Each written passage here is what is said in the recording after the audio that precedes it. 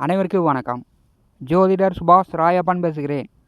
இந்த பதிவில் கன்னி ராசி அன்பர்களுக்கு புதன் பெயர்ச்சி பலன்கள் காண்போம்.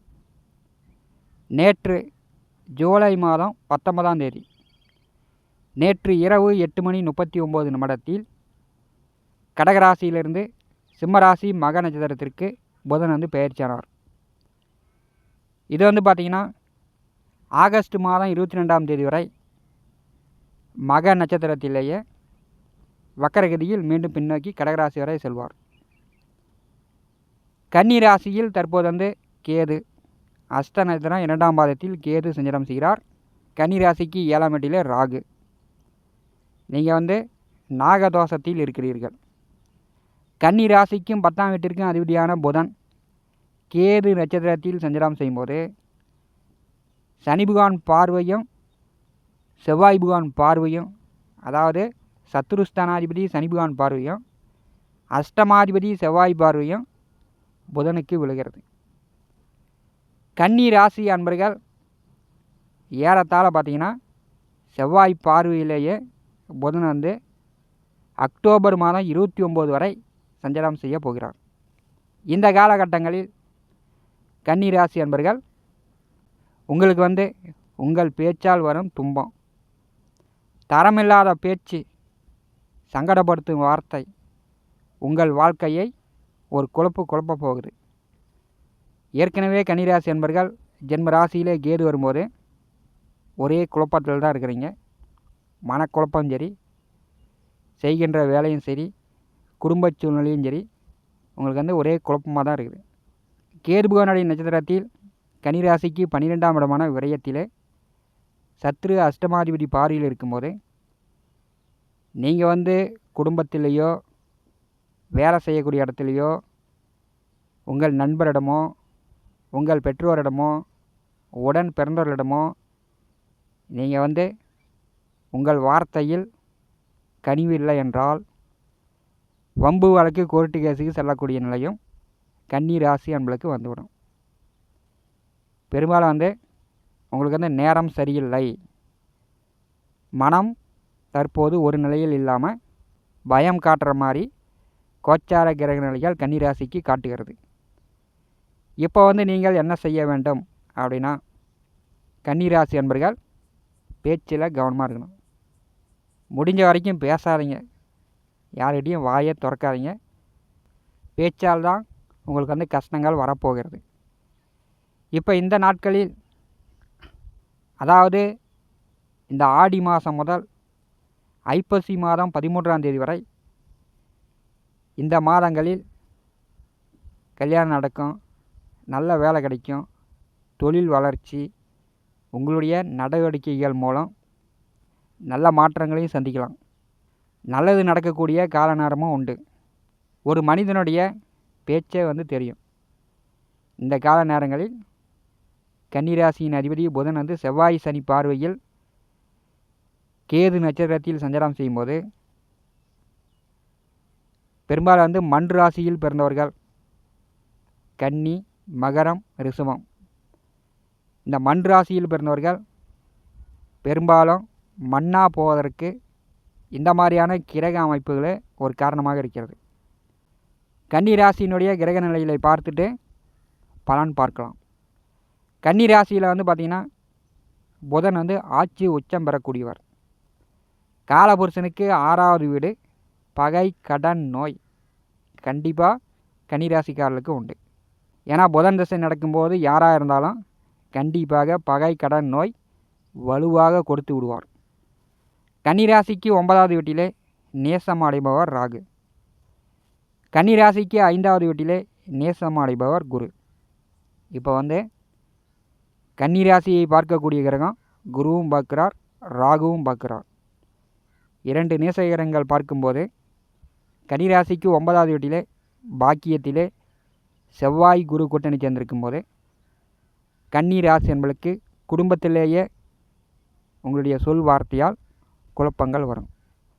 முடிஞ்ச வரைக்கும் பெற்றோர்களிடம், உங்கள் தந்தையிடம் கருத்து வேறுபாடு இல்லாமல், எதிர்வாதங்கள் இல்லாமல் கன்னிராசி அன்பர்கள் பார்த்துக்கொள்ளுங்கள்.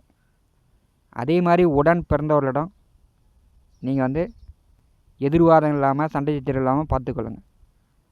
பாக்கியத்திலே 2 கிரகங்கள் அமர்ந்திருக்கும் போது தந்தை வழி கன்னிராசி என்பளுக்கு பிரச்சனை உண்டு. சத்ருஸ்தானாதிபதியும் அஷ்டமாதிபதியும் புதனை பாரி செய்கிறார்கள். சனி செவ்வாய் 2 கிரகங்கள் எந்த வீட்டை பாரி செய்கிறார்களோ அந்த வீட்டின் வழி தொந்தரவுகள் கண்டிப்பாக வரும். கன்னிராசிக்கு 12வது வீடு 2 கிரகங்கள் பாரி செய்யும்போது கண்டிப்பாக உங்களுக்கு இரவில் படுத்து நன்றாக தூங்க முடியாது. இரவில் வந்து நீங்கள் அப்படியே தூங்கினாலும் பயம் பதற்றமாக தான் இருக்கும். எத்தனை முயற்சிகள் எடுத்தாலும் கன்னிராசி என்பளுக்கு இந்த கிரக அமைப்பு வெற்றி கொடுப்பதற்கான வாய்ப்புகள் குறைவு. இப்போ வந்து உங்களுடைய புத்தி, உங்களுடைய பேச்சு வழியே குடும்பத்தில் நிம்மதி இல்லாமல் செய்துவிடக்கூடிய அமைப்பு உண்டு. அப்புறமேட்டி வம்பு வழக்கு, கோர்ட்டு கேஸு, காவல் நிலையம் போகும் நிலைக்கோடு கன்னிராசி என்பளுக்கு ஏற்பட்டுவிடும். உங்களுக்கு மற்றவர்களை அனுசரித்து போகும் தன்மையை, கனிவாக பேசும் தன்மையை கன்னிராசி என்பளுக்கு வராது. மன்று ராசியில் பிறந்த 3 ராசியில் பிறந்தவர்களுக்குமே கனிவான பேச்சு என்பது வராது. கோபம் வந்துருச்சுன்னா வெட்டுக்குன்னு அது யாராக இருந்தாலும் சரி, பெற்றோர்களாக இருந்தாலும் சரி, பிள்ளைகளாக இருந்தாலும் சரி, வாழ்க்கை துணையாக இருந்தாலும் சரி, நண்பனாக இருந்தாலும் சரி, வெட்டுக்குன்னு பேசக்கூடிய அமைப்பு இந்த மன்று ராசிக்காரர்களுக்கு உண்டு. இந்த வார்த்தையினாலேயே மன்று ராசியில் பிறந்தவர்கள் மண்ணாக போவதற்கான வாய்ப்புகள் 100க்கு 99% உண்டு. நீங்கள் பேசுகிற பேச்சு வந்து மற்றவர்கள் வந்து நாக்கை பிடிங்கிட்டு சாகலாம் அப்படின்ற மாதிரி இருக்கும். அந்த மாதிரியான பேச்சு கன்னிராசிக்காரர்களுக்கு உண்டு. கன்னிராசியில் புதன் ஆட்சி உச்சம் பெற்றாலும் கன்னிராசியில் பிறந்தவர்கள் சுய புத்தி, அறிவு இல்லாதவர்கள். அந்த யோசிக்கும் திறன் உங்களுக்கு வந்து குறைவு தான். எத்தனை டிகிரி உயர்கல்வி படித்தாலும், நீங்களே ஆசிரியர்களாக மற்றவர்களுக்கு பாடம் நடத்தினாலும் உங்களுடைய குணாதிசயம் அப்படி தான். உணர்ச்சி வசப்படுவீங்க. அதனால் வந்து உங்களுக்கு 5 பைசா பிரயோஜனம் இல்லை. இதை வந்து கன்னிராசி என்பர்கள் புரிந்து கொள்ளுங்கள். மூக்கு மேலே கோபம் வந்தாலும்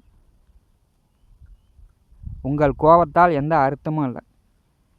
தரமறியாத பேச்சு உங்கள் வாழ்க்கையில் உங்களையும் சங்கடப்படுத்தும், உங்கள் குடும்பத்தையும் சங்கடப்படுத்தும். வார்த்தைகள் வந்து கொஞ்சம் கட்டுப்பாடுடன் கன்னிராசி என்பர்கள் பேசுவது, மற்றவர்களிடம் பழகுவது உங்களுக்கு நல்லது. குறிப்பாக உடன் பிறந்தவர்களிடம், பெற்றோர்களிடம், தந்தையிடம் கன்னிராசி என்பர்கள் கருத்து வேறுபாடு இல்லாமல் பார்த்து கொள்வது நல்லது. இந்த மாதிரியான கிரக அமைப்பு வரும்போது சாமியாராக சன்னியாசமாக வீட்டை விட்டு துறவரம் போகக்கூடிய நிலை கூட ஏற்படுத்திவிடும். கன்னிராசி என்பர்கள் மிகவும் ஜாக்கிரதையாக இருக்கக்கூடிய ஒரு காலகட்டமாக இருக்கிறது. அறிந்து புரிந்து செயல்படுங்க. அப்புறமேட்டி அவரவர்களுடைய ஜாதகத்தில் நடக்கக்கூடிய திசாபுத்திகள் வழி உங்களுக்கு நற்பலன்களும் கூட குறைய வருவதற்கான வாய்ப்புகள் உண்டு. ஜென்ம ராசியிலே கேது வரும்போது பெரிய அளவு நீங்கள் வந்து எதிர்காலத்தை பற்றி எதையோ ஒன்று ஆராய்ச்சி பண்ணிக்கிட்டு இருப்பீங்க. அது வந்து உங்களையும் வேதனைப்படுத்தும், உங்கள் குடும்ப நபர்களையும் வேதனைப்படுத்துகிற மாதிரி தான் கன்னி ராசி என்பளுக்கு ஜென்ம ராசியிலே கேது இருக்கும்போது ஏற்படுத்தும். ராசி அதிபதியும் கேது நட்சத்திரத்திலே சஞ்சாரம் செய்யும்போது இது வந்து ஒரு குழப்பமான காலகட்டம். கன்னிராசி என்பர்கள் அறிந்து புரிந்து நடந்து கொள்ளுங்கள். சத்ரு அஷ்டமாதிபதி பார்வையில் புதன் அமரும்போது நீங்கள் செய்கிற வேலை, செய்கிற தொழிலில் கண்ணு கருத்துமாக செயல்படுங்க. மற்ற விஷயங்களில் நீங்கள் வந்து மூக்க நுழைக்காதீங்க. அது வந்து உங்களுக்கே பாதகமாக போயிடும். அப்புறம் மனக்குழப்பத்திலிருந்து நீங்கள் வந்து மீண்டு வர முடியாத அளவுக்கு காலகாலத்திற்கும் புலம்பிக்கிட்டே இருக்கிற மாதிரி கன்னிராசி என்பளுக்கு இந்த கிரக அமைப்பு ஏற்படுத்திவிடும். இது வந்து ஐப்பசி மாதம் 13 வரை உள்ளது. ஆகஸ்ட் மாதம் 22 வரை உங்களுக்கு வந்து நோய் நொடி தொந்தரவு, அசிங்க அகுமானம், தேவையில்லாத தொந்தரவுலாம் பிரச்சனைலாம் வரத்துக்கு வாய்ப்பு உண்டு. கன்னிராசி என்பர்கள் கொஞ்சம் வந்து பார்த்து பக்குவமாக நடந்து கொள்ளுங்கள். இந்த காணொலியை பற்றி உங்களுடைய மேலான கருத்துக்களை நம்முடைய கமெண்ட் பாக்ஸில் பதிவு செய்யுங்கள்.